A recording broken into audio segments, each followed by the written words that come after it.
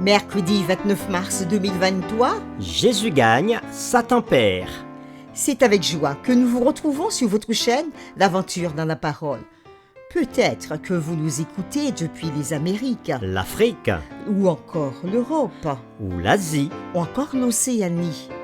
Que la paix de Dieu vous accompagne en ce jour, que son Saint-Esprit nous anime alors que nous allons encore nous tourner autour de sa parole. nous vous invitons à participer comme chaque fois avec nous en répandant ce message. Et pour le faire, nous vous invitons à cliquer sur le pouce, à vous abonner, à nous laisser des commentaires et surtout à partager le lien avec toutes vos connaissances. Le texte à mémoriser que nous vous invitons à dire avec nous se trouve dans Apocalypse, chapitre 12, le verset 17.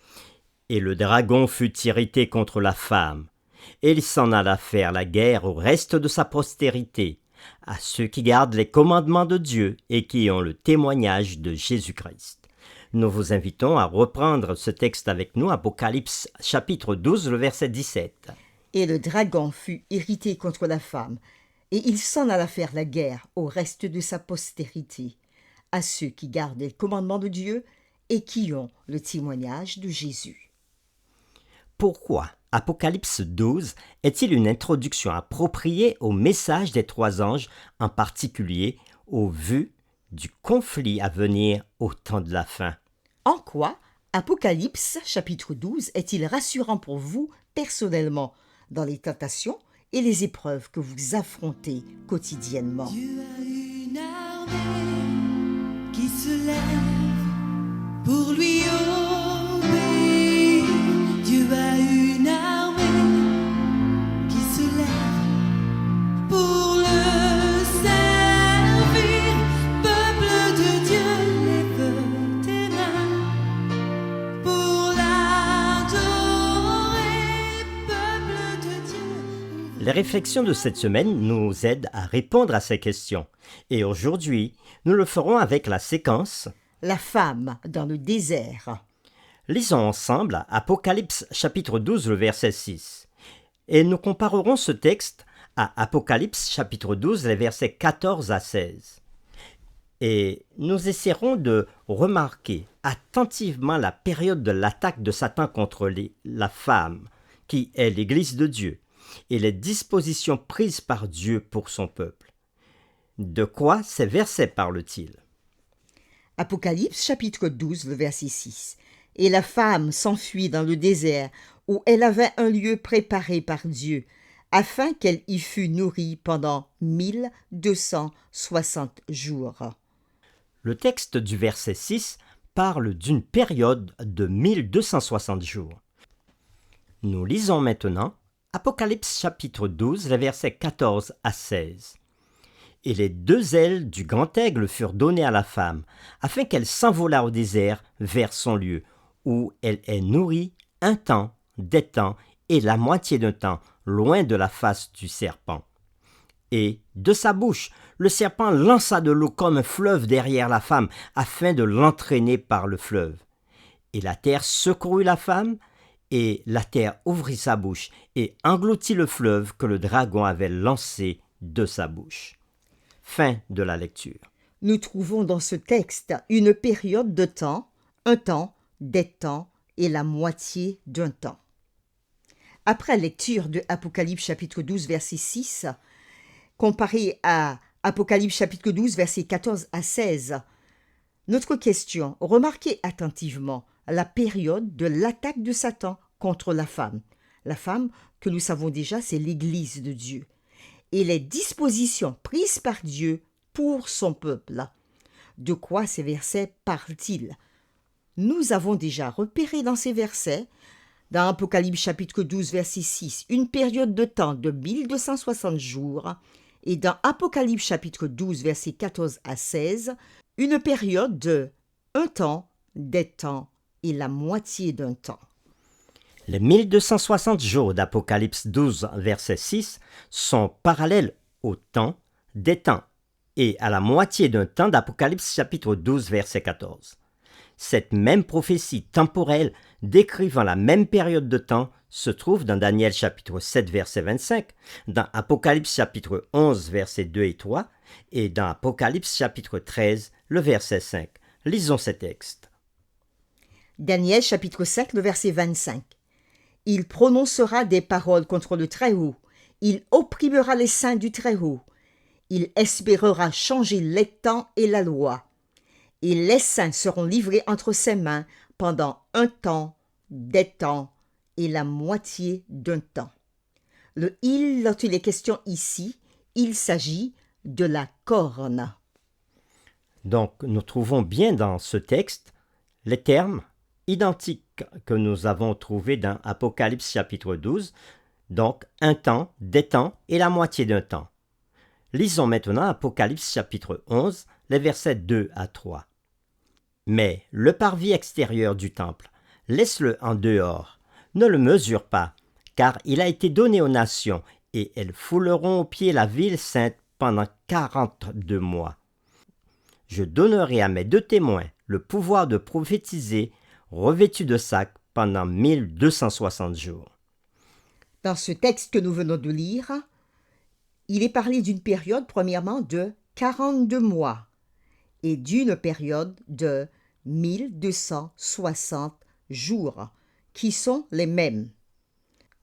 Selon le calendrier juif, un mois correspond à 30 jours. Donc, 42 mois représentent 42 fois 30, qui est égal à 1260 jours. Donc, dans ce texte, 1260 jours et 42 mois coïncident et sont parallèles. Nous lisons maintenant Apocalypse chapitre 13, le verset 5. Et il lui fut donné une bouche qui proférait des paroles arrogantes et des blasphèmes. Et il lui fut donné le pouvoir d'agir pendant 42 mois. Le « il » dont il est fait allusion dans ce texte fait référence à la bête dans Apocalypse chapitre 13 qui monte de la mer.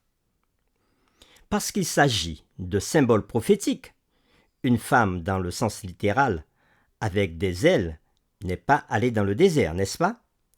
Donc, puisque il s'agit de symboles prophétiques, nous appliquons le temps prophétique, le principe jour-année, que nous pouvons trouver dans la Bible. Dans l'Ancien Testament, par exemple, avec Nombre chapitre 14, verset 34 et Ézéchiel chapitre 4, les versets 4 à 6. Et nous pourrons les appliquer à ces prophéties. Lisons premièrement Nombre chapitre 14, le verset 34. De même que vous avez mis 40 jours à explorer le pays, vous porterez la peine de vos iniquités 40 années, 1 année par jour. Et vous saurez ce que c'est que d'être privé de ma présence. C'est Dieu qui parle au peuple d'Israël ici, après le refus d'avancer pour entrer tout de suite en Canaan. Et nous lisons maintenant Ézéchiel chapitre 4, le verset 4 à 6, et nous lisons ce que Dieu demande au prophète Ézéchiel de faire. Puis, couche-toi sur le côté gauche, mets-y l'iniquité de la maison d'Israël. Et tu porteras leur iniquité autant de jours que tu seras couché sur ce côté. Je te compterai un nombre de jours égal à celui des années de leur iniquité. 390 jours. Tu porteras ainsi l'iniquité de la maison d'Israël. Quand tu auras achevé ces jours, couche-toi sur le côté droit, et tu porteras l'iniquité de la maison de Juda pendant 40 jours. Je t'impose un jour pour chaque année. Ici encore, nous sommes dans un contexte prophétique où Dieu va demander au prophète Ézéchiel d'exécuter sa volonté tout en marquant un jour prophétique égal à une année littérale. Dans ces deux textes, cela signifie simplement qu'un jour prophétique équivaut à une année. Le commentaire biblique de Andrews University commente ainsi Apocalypse chapitre 11, le verset 2. Les interprètes historicistes ont donc généralement compris la période de 1260 jours prophétiques comme signifiant 1260 années littérales, allant ainsi de 538 après Jésus-Christ à 1798 après Jésus-Christ. Résumons ce que nous venons de dire concernant les périodes dont il est cité. Nous trouvons la période de un temps. Un temps, c'est une année prophétique qui représente 360 jours prophétiques. Des temps, ici, qui représentent 2 années prophétiques. 2 fois 360, c'est-à-dire 720 jours prophétiques. Et la moitié de temps, c'est 360 que divise 2, qui représente 180 jours prophétiques. Nous avons ainsi 360 plus 720 plus 180, qui était encore égal à 1260 jours prophétiques, c'est-à-dire 1260 années littérales. Une église corrompue, ainsi qu'un État corrompu, opprimèrent, persécutèrent et parfois massacrèrent le peuple fidèle de Dieu pendant 1260 années littérales, c'est-à-dire 1260 jours prophétiques ou encore un temps, des temps et la moitié d'un temps prophétique. Cette persécution féroce et satanique des chrétiens croyant à la Bible était une extension du grand conflit entre le bien et le mal. Au sortir des ténèbres du Moyen Âge, à l'époque de la Réforme, des hommes et des femmes ont été confrontés à un choix. Seraient-ils fidèles à la parole de Dieu ou accepteraient-ils les enseignements des prêtres et des prélats? Une fois de plus, la vérité a triomphé et Dieu a eu un peuple qui lui a été fidèle face à une puissante opposition. Mais les dispositions prises par Dieu pour son peuple s'accomplirent au cours de toutes les persécutions qu'il y eut. Ces versets contiennent des expressions fascinantes et extrêmement encourageantes de la sollicitude de Dieu. Apocalypse chapitre 12 verset 6 utilise l'expression « un lieu préparé par Dieu ». Apocalypse chapitre 12, le verset 14, déclare que la femme a été nourrie dans le désert. Et Apocalypse chapitre 12, le verset 16 déclare « la terre secourut la femme ». Oui, à l'époque des graves persécutions, Dieu a pourvu aux besoins de ceux qui choisirent de rester fidèles à sa parole. Dieu pourvut aux besoins de son Église. Comme il l'a fait à l'époque, il fera de même pour son peuple resté fidèle à la fin des temps.